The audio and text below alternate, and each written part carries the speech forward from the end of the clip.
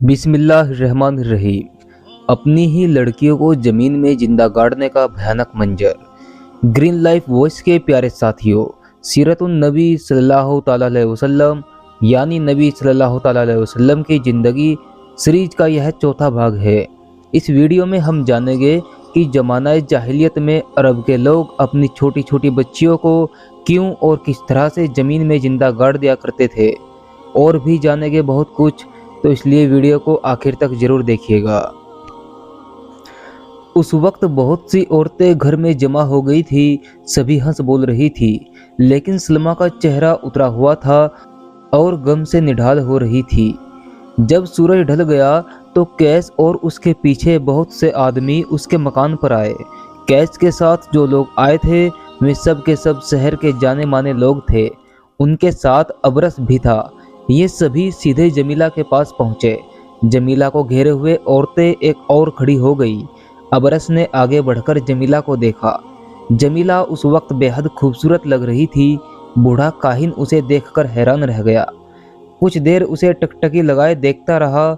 जमीला ने शर्मा कर सर झुका लिया। अबरस बोला, कैस, ऐसी ही बच्ची की कुर्बानी की जरूरत थी। पाक हुबल तुम पर अपनी बरकतें नाजिल करेंगे।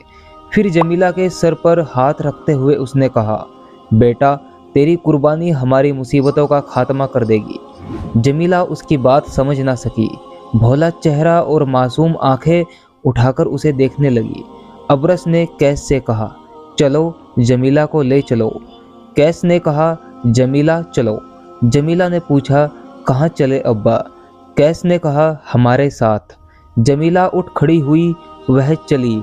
उसके पीछे सब चल पड़े, पर गम से निढाल सलमा के एक कदम भी ना उठ सके।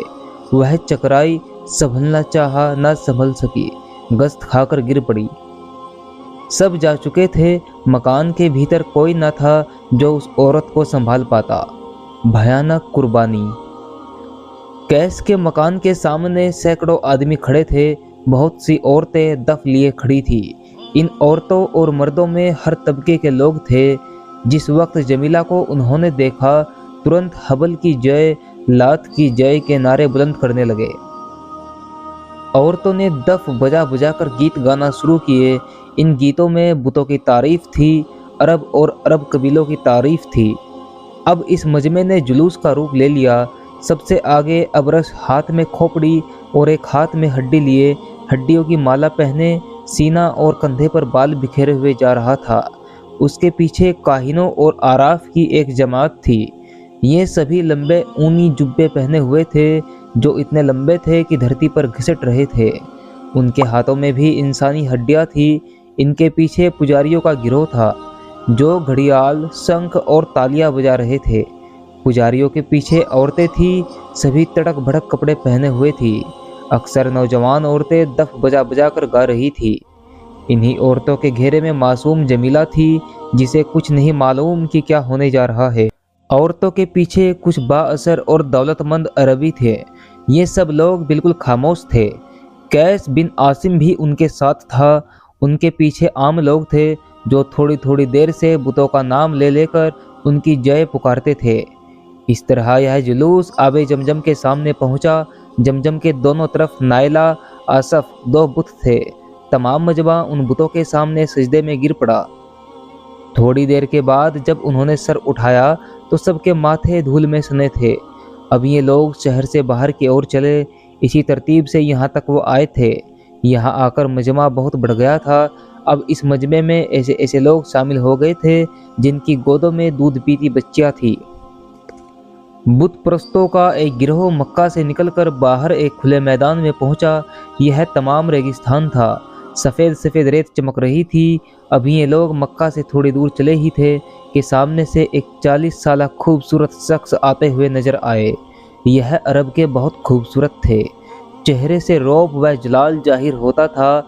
खुली आंख से न देखा जाता था। जब वह मजमे के करीब आए तो अबरस ने उन्हें देखा, मगर चेहरे पर छाए रौब की वजह से न देख सका और नजरें झुक गई। वह आगे बढ़ते रहे। जब वह अबू तालिब के करीब पहुँचे, अबू तालिब ने मोहब्बत भरी नज़रों से देखकर कहा, आंखों की ठंडक, तुम इस धूप में ऐसी गर्मी के वक्त कहाँ से आ रहे हो? वह शख्स रुक गए। उन्होंने जवाब दिया, ए चचा, मैं हीरा की गुफा से आ रहा हूँ। अबू तालिब ने कहा, प्यारे मोहम्मद, चचा की जान, तुमने क्यों अपनी जान पर इतनी मशक्क़त डाल रखी है? क्या तुम्हें अपनी सेहत का भी ख्याल नहीं? जाओ, किसी साइदार जगह में जाकर आराम करो। यह शख्स हजरत मोहम्मद सल्लल्लाहु ताला अलैहि वसल्लम थे। वह अपने चचा अबू तालिब को सलाम करके चले गए। उन्होंने न मजमे की तरफ देखा, न यह मालूम किया कि यह मजमा कहाँ और क्या करने जा रहा है। जब आप दूर निकल गए तो अबरस ने कहा, कितना शानदार, खूबसूरत और शरीफ इंसान है। हुबल की कसम, मैंने पहले कभी ऐसा कोई इंसान नहीं देखा, लेकिन उसकी तरफ से खानदानों के जलील होने का डर है। एक बूढ़ा आदमी अबरस के पीछे था। उसका नाम वर्का बिन नौफल था। वर्का अरबी भाषा के माहिर थे, तौरात और इंजील का पूरा इल्म रखते थे। उन्होंने कहा, अबरस, अंदेशा न करो। अगर हमारे खुदाओं में यह ताकत है कि मैं अपनी रुसवाई पर रुसवा करने वाले को सजा दे सके, तो मैं खुद सजा दे देंगे। हम क्यों चिंता करें? अबरस ने कहा, तुम सच कहते हो वर्का, मगर मुझे डर है कि शायद मैं सजा ना दे सके। वर्का ने किसी कदर जोश में आकर कहा, अगर वे सजा नहीं दे सकते तो फिर खुदा कैसे? अबरस ने हैरान होकर वर्का की ओर देखते हुए कहा, यह तुम कहते हो? वर्का, तुम भी मुर्तद विधर्मी हो गए क्या? मुर्तद नहीं हूँ, तुम सब मक्का वाले सारे अरब के बाशिंदे अच्छी तरह जानते हो कि मैं अरबी जानता हूँ, तौरात और इंजील का माहिर हूँ, पर अपने मजहब पर कायम हूँ। पर यह मेरा एतमाद है कि खुदाओं में इतनी तो ताकत जरूर होनी चाहिए कि मैं अपने इनकारियों को सजा दे सके और पुजारियों को इनाम दे सके। तुम सच कहते हो वर्का। यह तमाम मजमा अभी तक बढ़ा चला जा रहा था, यहाँ तक कि वह मक्का से 1 मील दूर निकल आया। चूँकि वह धीरे धीरे चल रहा था, इसलिए बड़ी देर में वहाँ पहुँचा। उस वक्त सूरज 3/4 मंजिल तय कर चुका था। धूप में अब वह चमक और तेजी भी ना रही थी जो अब से 3 घंटे पहले थी। तमाम मजमा रेत के एक बड़े ढेर के पास रुका। पुजारियों ने यहाँ पहुंचकर घंटे और शंख बजाने शुरू किए। कुछ देर के बाद एक आदमी बढ़ा। उसने कहा, ए गैरतमंद अरब, मैं अपनी बड़ाई बाकी रखने के लिए अपनी बेटी को जिंदा दफन करता हूँ। उस आदमी की गोद में 3 साल की एक मासूम लड़की थी। उसने लड़की को जमीन पर बिठा दिया और दोनों हाथ से रेत हटाकर गड्ढा खोदने लगा। यहाँ तक कि देखते देखते उस संगदिल बाप ने लड़की को गड्ढे में फेंक जल्दी जल्दी उस पर रेत डालना शुरू कर दिया। लड़की चीखती चिल्लाती रह गई।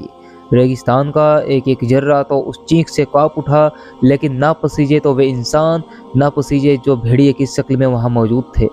फिर क्या था, इसके बाद जो लड़कियां लेकर आए थे, सबने मासूम लड़कियों को गड्ढे खोद खोद कर दफन करना शुरू कर दिया। अब कई आदमियों ने मिलकर एक बड़ा और गहरा गड्ढा खोदा। जब गड्ढा तैयार हो गया तो कैस जमीला को लेकर आगे बढ़ा और गड्ढे के किनारे जाकर खड़ा हुआ। जमीला देख चुकी थी कि गड्ढों में लड़कियां दफन की गई है। उसे इसका एहसास हो चला था कि जिस गड्ढे के किनारे वह खड़ी है, उसमें वह दफन की जाएगी। उसने हसरत भरी नज़रों से अपने बाप कैस की तरफ देखा। कहा, प्यारे अब्बा, क्या तुम मुझे इस गड्ढे में दफन करने के लिए लाए हो? कैस ने कहा, हाँ जमीला, तुमने ठीक समझा। अरब में लड़कियों के रहने सहने और पलने बढ़ने की गुंजाइश नहीं है। जमीला घबरा गई। उसने पूछा, मेरा कसूर क्या है? तुम मुझे क्यों दफन करना चाहते हो? कैस ने कहा, हमारी खानदानी बड़ाई और निजी गैरत हमको ऐसा करने पर मजबूर करती है। जमीला रोने लगी। उसने हाथ जोड़कर कहा, अब्बा, प्यारे अब्बा, अगर तुम मुझे खाना और कपड़ा नहीं दे सकते, मत दो, मैं नंगी और भूखी रह लूँगी। अब्बा, अभी मुझे दफन ना करो। यह कहते ही जमीला कैस से लिपट गई और उसकी नगी सी आंखों से आंसू की धार बहने लगी। कैस की दरिंदगी ने जोश मारा। उसने कड़क कर कहा, अभी दफन ना करूँ तो क्या तुझे इसलिए जिंदा रखूँ कि तू बड़ी होकर बिहाई जा, कोई आदमी मेरा दामाद बने, तमाम अरब में मेरा सर जिल्लत से झुक जाए? कभी नहीं, हमारे खानदान में कोई लड़की जिंदा नहीं रखी गई। जमीला का खूबसूरत चेहरा उतर गया। मौत की तस्वीर उसकी आंखों में घूम गई। वह जल्दी से अपने बाप के पांव पर गिर पड़ी। उसने कहा, प्यारे अब्बा, मुझे बचा लो। बेरहम बाप ने जमीला को उठाकर गड्ढे में फेंक दिया। गड्ढा गहरा मगर तंग था। जमीला औंधे मुंह गिर पड़ी। कैस ने जल्दी जल्दी गड्ढे में रेत गिराना शुरू कर दिया। जमीला उठने की कोशिश कर रही थी, लेकिन रेत इस तेजी से उसके ऊपर गिर रही थी कि उसे उठकर खड़ी होने की मोहलत न मिलती थी। लड़की चीख चीख कर रो रही थी, लेकिन कैस पर उसके रोने का कोई असर न था। वह बराबर रेत डालने में लगा हुआ था। जमीला का दम घुटने लगा। वह और जोर से चीखने लगी।